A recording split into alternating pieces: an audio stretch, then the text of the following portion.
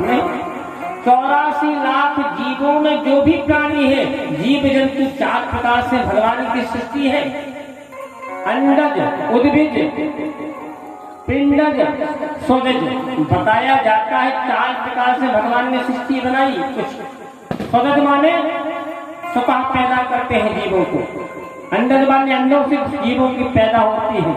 ऐसे भगवान ने पिंडों से भी जीव जंतु का जो विकास होता है, जन्म होता है। ऐसे भगवान ने 4 प्रकार से सृष्टि रची और चारों प्रकार से सृष्टि रचने के बाद में 84 जीवों के बारे में एक सेकंड की जानकारी चल रही। क्यों? क्योंकि भगवान को सबके बारे में हिसाब किताब रखना है। एक मुखिया अपने घर को नहीं संभाल सकता और भगवान संसार को संभाले। क्यों? क्योंकि भगवान क्यों संभाले हुए जानते हो? पतिवार पे है रघुबर, तूफान से क्या डरना, जब काम हो रघुबर का, फिर जीना क्या मरना। झोली में जो दे देंगे मुझको वो गवारा है, और कौन बिगाड़ेगा जो नाम सहारा है। तो भगवान सबके बारे में जानते हैं। जानते हो करुणा निधान रहुआ दाता जगत के हैं, करुणा निधान रहुआ दाता जगत के हैं, श्री भगवान रहुआ दाता जगत के हैं।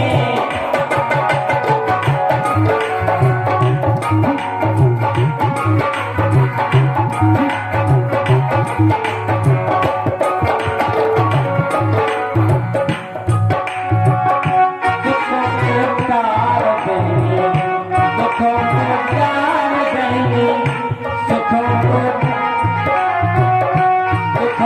प्यार देंगे,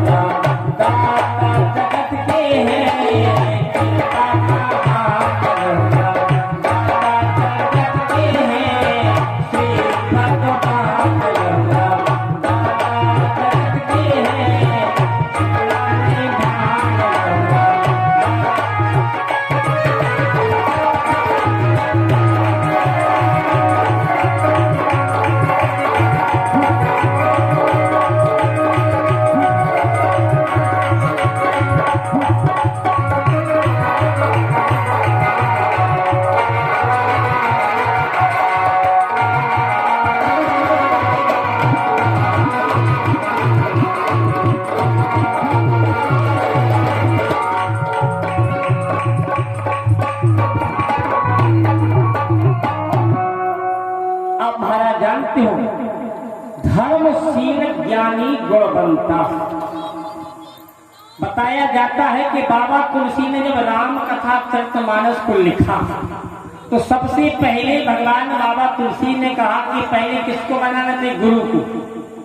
अब यदि गुरु को बना लिया तुमने संसार में, बताया जाता जिनके ऊपर गुरु की कृपा ना हो वो व्यक्ति कभी सफल हो ही नहीं सकता। जिनके ऊपर माता पिता की कृपा ना हो वो कभी व्यक्ति सफल हो ही नहीं सकता। यदि संसार में सफल होना है तो गुरु को बनाओ। बंदहो गुरुपद पदम परागा, सरस सुभाष सहज अनुरागा। बंदहो जानते हो वंदना की गुरु की। बंदो संत महीश्वर चरना, मोह जनित संशय सब हरना। भगवान की कृपा से बाबा तुलसी ने गुरु को भी बनाया और दैत्यों को बनाया। तो किसी संत ने कहा कि बाबा आपको गुरु को मनाना तो मेरी समझ में आ गया कि अच्छी बात है, गुरु को मनाना भी चाहिए, क्योंकि गुरु के बिना कोई कार्य सफल हो ही नहीं सकता। लेकिन आपने दुष्टों को क्यों बनाया? आपने राक्षसों की वंदना क्यों की?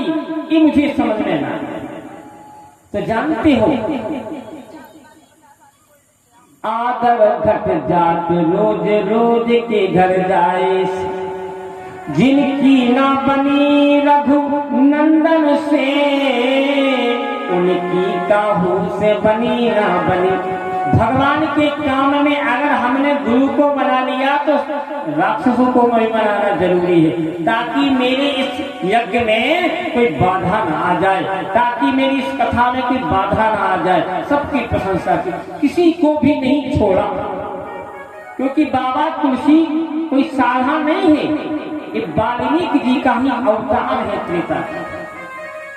और बताया जाता है कि भगवान कहते हैं कि मेरी मर्जी के बगैर पत्ता भी नहीं हिलता संसार में।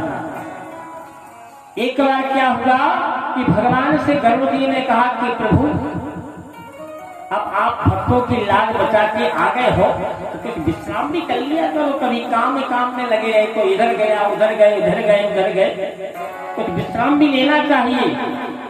भगवान बोले अगर एक आदमी हो गए परिवार में तो संभाल लिया जाए, विश्राम भी मिल जाए।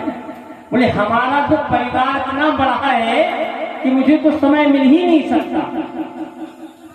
जैसे गरुड़ जी आए, गरुड़ जी के मन में शंका हो गई कि महाराज, अब भगवान ने कहा कि गरुड़ जी जल्दी चलो, हमारे भक्त बहुत कष्ट में है, प्राण जाने वाले हैं, दुष्ट सता रहे हैं, उसको मार रहे हैं, पीट रहे हैं, चलो जल्दी चलो।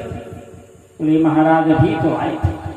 अरे कुछ हम भी तो मनुष्य हैं, हम भी तो जीव हैं, हमारे अंदर भी शरीर है, हमारे अंदर भी आत्मा है, हमको भी कष्ट होगा, अब कुछ विश्राम होगा तभी जाएंगे।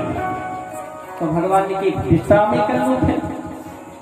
तो भगवान ने एक मायावी रूप रखा और अपने भक्त की लाज बचा दिए। एक घड़ी हो गई, 2 घड़ी हो गई, और 2 घड़ी के बाद में भगवान की बस थोड़ी सी 5-10 मिनट की कथा आरती करवा। महाराज इसके बाद में जैसे गरुड़ जी एकाध घड़ी विश्राम हो गया तो भगवान ने कहा भैया तैयार हो गए चलो। अब गरुड़ जी ने सोचा कि अगर हम ना दे, जैसे स्कॉर्पियो चलाने वाला ड्राइवर कह देगा हम नहीं जा रहे, तो मालिक तो अपने आप बैठ जाएगा, भाई ठीक है तुम नहीं जाए तो फिर हम कैसे जाए। भगवान ने कहा चलो कोई बात नहीं, विश्राम हो गया, बोले चलो महाराज बैठो। बोले अब हम नहीं जा रहे। काहे? अब हमारे नौखा उड़ाओ, तो तुम्हें बहुत बल है ना, 3 लोग की मालिक को उड़ाते फिरती हो, तुम्हें बड़ा बल है, आज हमें बल देखना है। तो कहा ठीक है मजाक नहीं करो, हमारे को पूरे बना दो। बोले नहीं, बोले आज तो हम नो। तो भगवान ने अपनी छिगली का 9 जो है भगवान गरुड़ जी के पीठ पर रखा